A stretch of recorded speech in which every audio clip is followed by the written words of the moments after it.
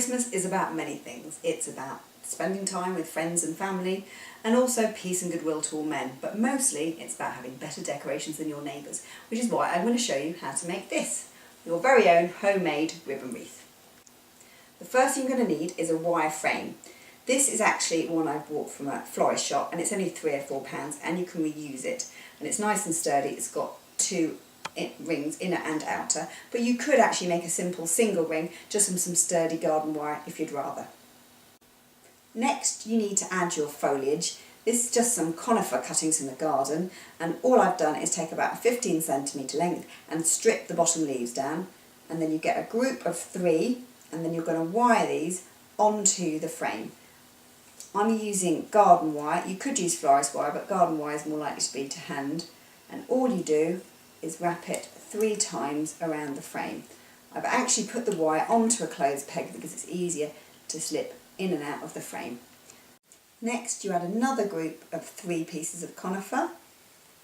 You put it just in front so you're hiding the wire that's already there, and then you just wrap again once, twice, 3 times, and you continue to do this until you've covered both the inner and outer ring, and then you'll have a wreath that looks something like this. You take a 15cm length of some quite thick ribbon, a couple of centimetres wide. If you put a little stitch in one side to secure it, and then opposite it on the other side, halfway along, you put another stitch, pull them tight, and you're left with a sort of bow tie. Secure that again with another stitch, and then if you bend that over, you've formed your first petal of your flower. When you've got 5 petals, all you have to do is secure your cotton at one end and do a running stitch all the way through all 5, and then you go back to the first, put another stitch through, and then pull it really tight. And what you'll find when you've secured that is you've formed your first flower. When you've finished your flower, you just finish it off with a nice button in the centre.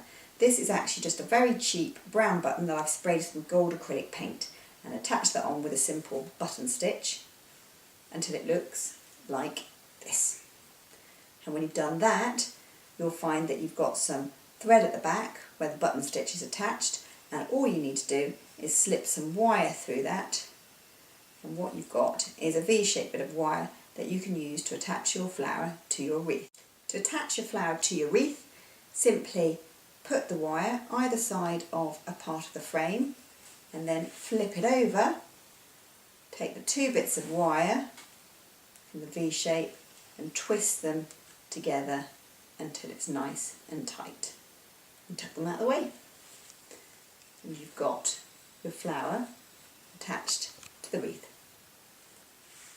I've just finished off with a simple bow at the bottom, also attached with V-shaped wire, and if you just want to give the ends a little bit more va-va-voom, bend it in half, and then all you're going to do is cut from the centre out to the edge of the ribbon,